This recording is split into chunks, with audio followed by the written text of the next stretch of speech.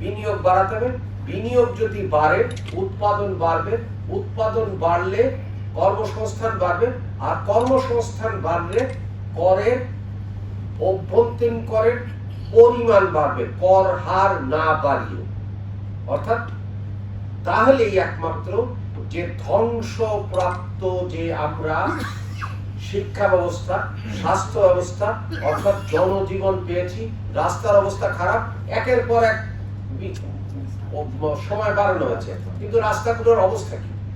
অর্থাৎ গণদ্রব্য, জনদ্রব্য বিনিয়োগ করা সম্ভব যদি আমরা মোট জিডিপির তুলনায় করের অনুপাত বাড়াতে পারি। সেই জন্য আমরা দিন রাত জাতীয় রাজস্ব বোর্ডে এর বিভিন্ন উইংয়ের, অর্থাৎ 3টি উইং আছে। একটি হচ্ছে মূল্য সংযোজন কর, একটি হচ্ছে আপনার শুল্ক, এবং তৃতীয় হচ্ছে আয়কর। পাঞ্জাবের জগতে একটি বিশ্বস্ত নাম শাবাব এথনিক ওয়্যার।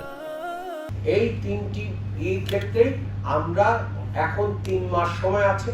এই 3 মাসের মধ্যে আমরা আশাবাদ ব্যক্ত করতে পারি যে আমরা এই 3 মাসে অর্থাৎ চতুর্থ প্রান্তিকে যে কোনো সময়ের তুলনায় আমরা বেশি পরিমাণ লক্ষ্যমাত্রা অর্জন করব। এটা হচ্ছে মানে একটা ইমিডিয়েট লক্ষ্য। দ্বিতীয় লক্ষ্য হচ্ছে যে গত বছরে যে পরিমাণ লক্ষ্যমাত্রা অর্জিত হয়েছে তার চেয়ে অনেক বেশি পরিমাণে আমরা লক্ষ্যমাত্রা অর্জিত করব, এবং যার ফলে আমরা কর জিডিপি হারকে আমাদের ইশতেহারে যেটা লক্ষ্যমাত্রা ধার্য করা আছে এক সময় 10% নিয়ে যাওয়া হবে, তারপরে 2035 সালে 15% নিয়ে যাওয়া হবে।